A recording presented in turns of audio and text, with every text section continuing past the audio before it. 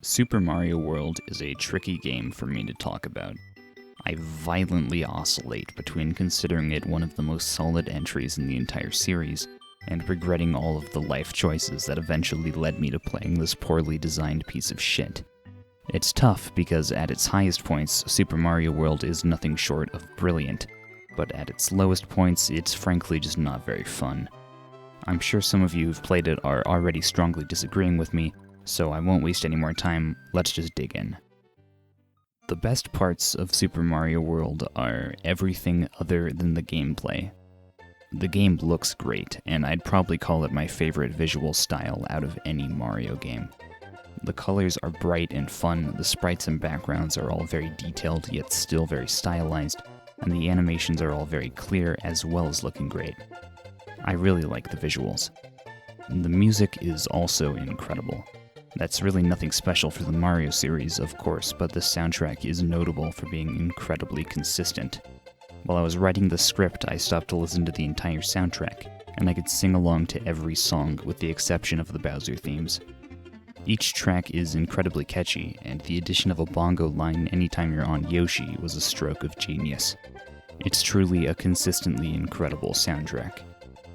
Beyond that, I also like some of the gameplay additions to Super Mario World.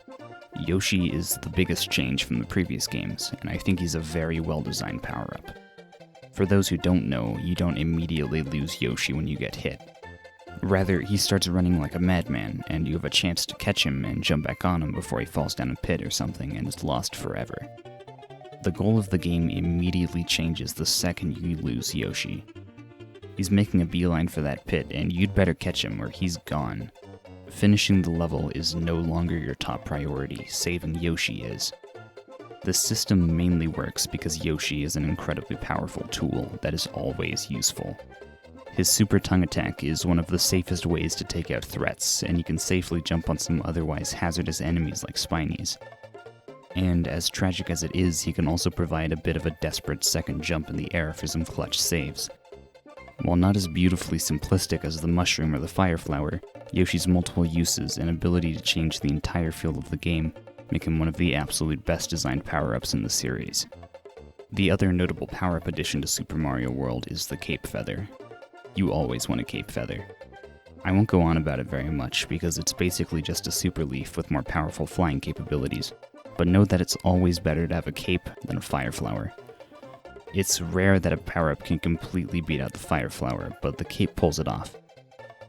I'd also like to touch on the map design of Super Mario World, because it is awesome. There are a ton of secret exits to find, but notably the game indicates when a level has a secret exit by giving it a red dot on the level map. This means the player can focus their exploration efforts on the levels they know have something to find. I would have wasted a lot more time looking for secret exits had the game not clearly indicated where to look. Some might argue that this ruins the sense of exploration, but I would disagree. A lot of these secret exits can be pretty hard to find, especially in the ghost houses, so that sense of finding something cool isn't ruined. The red level dots only save time and a lot of headaches.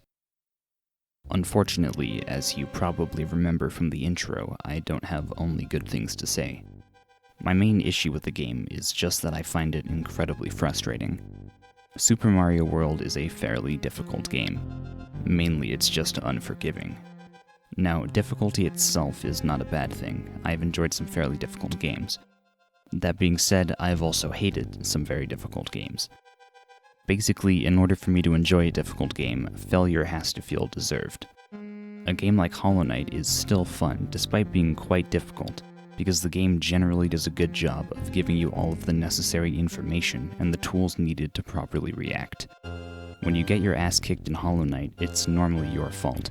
You failed. However, when failure doesn't feel like your fault, for example, when you lose a hard boss fight in an RPG, it quickly becomes frustrating. Unfortunately, I feel like Super Mario World is one of those games. I'll just say this right here, I just didn't get the hang of the controls. I've probably played a total of around 20 to 25 hours of Super Mario World, and that's admittedly not a lot, but normally enough to get used to the controls. Despite this, I still don't feel comfortable with controlling Mario in this game, and I think it all comes down to his acceleration. In my opinion, platformers clearly benefit from responsive controls. Difficulty in a platformer should mainly come from precision, and excessive periods of acceleration can get in the way of that. Of course, objects in real life don't just spontaneously start traveling at a set velocity, they need to speed up, so I can understand why Mario has a period of acceleration. However, I would argue it's excessively long in Super Mario World. The controls end up feeling slippery and unresponsive, clearly an issue for a game about precise platforming. The issue is also exacerbated by the fact that Mario has two top velocities.